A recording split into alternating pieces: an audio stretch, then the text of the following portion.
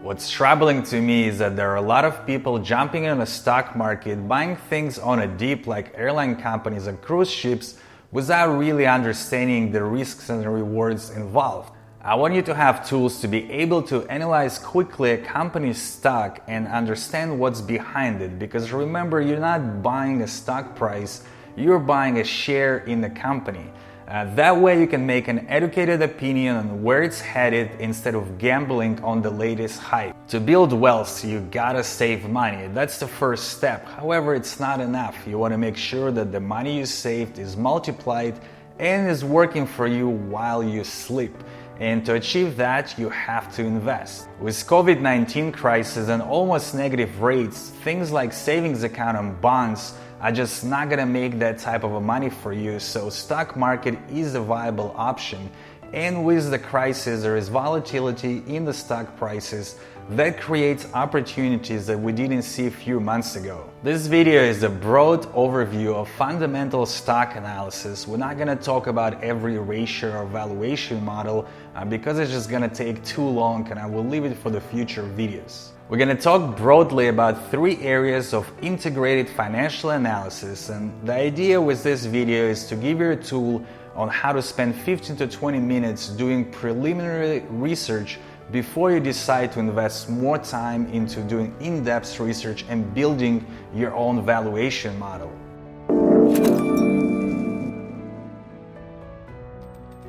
Hey, if it's your first time here, FFG Financial Freedom Guru is a website that gives advice on how to be smart with your money, build wealth while still living your life. So if that of interest to you, please consider subscribing. The 3 areas of integrated financial analysis are business model, financial statements, and valuations. And they're called integrated because each of those areas influences one another. So before I spend a lot of time creating ratios, valuations, and regressions, I start with business model and the growth strategy. And I look at 5 areas. Number 1, do I understand the underlying business, the growth strategy, profit margins, sustainable competitive advantage, and current corporate governance rating. So let's dive deeper. Number 1 is, do I understand the underlying business? I find it impossible for myself to invest in businesses that I just don't understand. For example, right now, Gilead Sciences are all hype because they're working on a COVID-19 vaccine and they have patents on a medicine that might help with the recovery from COVID-19. But I'm not a doctor, and it's impossible for me to evaluate if they're here and the vaccine is here, or they're here and the vaccine is somewhere else in a parallel reality. So I like to invest in businesses that I understand how the business model works. Now let's look at Alphabet or Google. Because I run a digital marketing company, I'm very familiar with how Google makes its money. And when you look at their revenue classified by the areas, you'll see that 83% of their revenues come from advertising, either their own properties, partner properties, or YouTube. Another 6% comes from cloud, which is all of the backups, and 11% is classified as other, which includes things like YouTube subscription. So the bulk of their revenues comes from advertising, which is very easy to understand and to forecast future growth, which leads me to point 2, and it's a growth strategy. Firstly, let's look at the past growth. I feel like there is a sentiment in the market that Google is like an old company, it's barely growing. But if we take revenues and plot them and look at the percentage change, you can see that their core product, their search, and the revenue from it grew on average by 15%. And that's major because we're talking about billions of dollars. And if you know your compound interest and rule of 72, you know that this will double in 4.8 years. Their partner revenue is not as interesting, it's sort of up and down. And then we go into YouTube, and you can see in the last year it grew by 36%.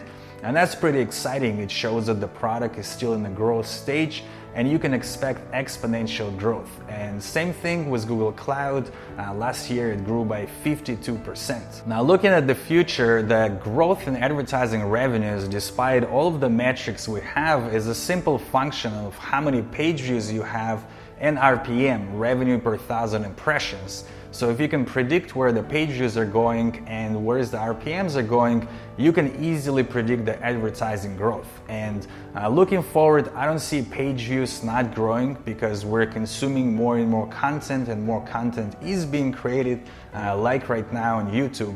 And then the RPM's been going up because of cost per click. For last 12 years, this is the first time that they fell due to the crisis, but because it all works on auction basis, when the economy is going to pick up and advertisers will resume advertising, the RPMs will go back up.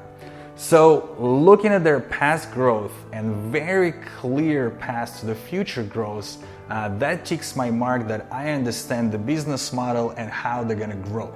The next thing I look at are profit margins, because all of this great revenue and growth, that means nothing for me unless you're making money.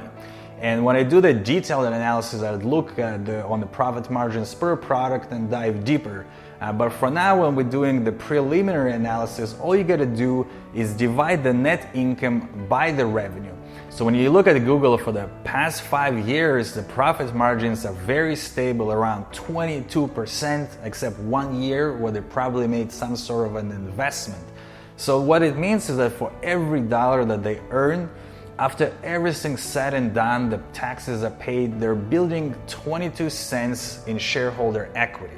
And to put it in perspective, if we calculate profit margins for, say, Amazon, they come out to 4.1%. So profit margins are great for Google. The next thing I want to look at in the business model is, does the company have a sustainable competitive advantage? Meaning the barriers to entry for their competitors are pretty high, so they can't go in and steal those great revenues and profit margins. So for example, let's take Uber. When they started the company, they had the competitive advantage because they were the first company to move and disrupt like a regulated industry. But unfortunately, it's not sustainable because right now there's a lot of competitors to Uber, and pretty much all you need to do is to launch your own companies to have a large enough advertising budget. Now, when we look at Google, even though their search is not perfect, throughout the time they invested billions of dollars into their search algorithms and AI learning. So no wonder when we look at the search market, Google simply dominates everything. Right now they're owning 87% of all searches. So for some company to come into this arena and try to start their own search engine would be very, very hard and will take a lot of capital. So in terms of sustainable competitive advantage, Google has it, and it ticks another mark in my checklist. And finally, I look at the corporate governance score, ISS score, which is not a perfect indicator, but again, at the quick glance, it gives you an indicator of how well the company is managed. And Google has a score of 10, which is the highest, so it ticks another mark. So in this bucket of business model and strategy, I'm satisfied that I understand the business, the growth strategy is pretty clear, company has a sustainable competitive advantage, great margins, and it's governed well. I then move to the financial statements. So because it is still a preliminary analysis, I'm not going to spend a lot of time creating ratios and valuations and regressions. I'm going to first look at the red flags in their accounting statements because I want to make sure that I can trust those numbers. And some of the red flags I'm looking for are change of the auditors, quality of income, what's going on with the cash flow, look at the bankruptcy model, and Benesch manipulation index. For this video, I want to specifically look at quality of income ratio. So net income is kind of an accounting exercise where you record on your books how much you sold, how much you spent, and this is how much money you made. However, that doesn't mean that money is actually physically in your bank account because there is a lead time to get paid, there'll be some bad debts, and there'll be some returns. And to look at what's going on with actual cash in the bank, you got to look at the cash flow statements. And you logically can understand that sooner or later, the cash flows gotta match the net income, and if they don't, that means there is something fishy with profit and loss statement. When you're doing a deeper analysis, you want to build a regression model trying to see if quarterly earnings have correlations with cash flow. But when you're doing this preliminary analysis, you can use quality of income ratio to see at a glance how well cash flows correlate with net income. And all you gotta do is take operations cash flow, and it's important to take specifically operations because total cash flow can come from sales of property and equipment, which I'm not really interested in. I'm interested in the core business. So you take operations cash flow and divide it by net income.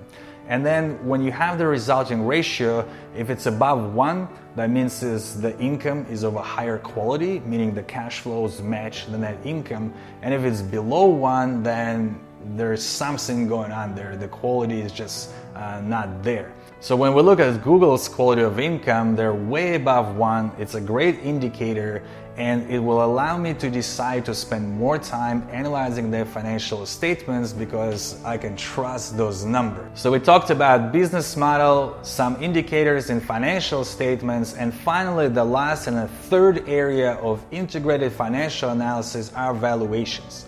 Because Google did check all of my check marks on my list, but if the company is overvalued right now, valued too high, there is no possibility to make money. So for the quick analysis, I want to look at the current valuation, how it compares to competitors or other benchmark, potential future valuation, and risks and rewards involved. So for the current valuation, I'm just simply looking at price to earnings ratio, and right now for Google it's 29.16. Which if you're looking at it for the first time, doesn't really tell you much. So you have to compare it to the competitors or some sort of a benchmark to put it in perspective. Now you probably know that Alphabet or Google is part of FANG stocks, which is Facebook, Apple, Amazon, Netflix, and Google. So when you look at their price to earnings ratios, you'll see that on average they're at 58. And if we look at S&P 500, their average is around 22. So right now, Google's valuation is not as crazy as, say, Amazon's, that you can see it's 117. I'm not really sure what kind of gross investors are expecting to justify that. So I'm satisfied that Google is not crazily overvalued at the market at the moment. And now I'm thinking about future valuation, which is very hard to predict. But I'm taking into account the 15% growth rate they've been experiencing, and with YouTube and cloud experiencing higher growth rate, I can still expect around 15% per year. I know that that would mean that revenue will double in 5 years. So that multiple price to earning, even if it's decreased by say to 20 from 29, the company can probably grow by around 70% in 5 years' time, which is a great upside for the value investors. And finally, the last piece, we gotta look at it once we know that 70% kind of a reward if you invest in the stock right now. You gotta look at all of the risks. And when we're talking about at glance, the risks I see at Google are all of the antitrust lawsuits, and also a big part of their revenue is coming from international markets that can be quite volatile, so that can influence the revenue. But for this short analysis, I'm pretty satisfied with that risk and reward ratio.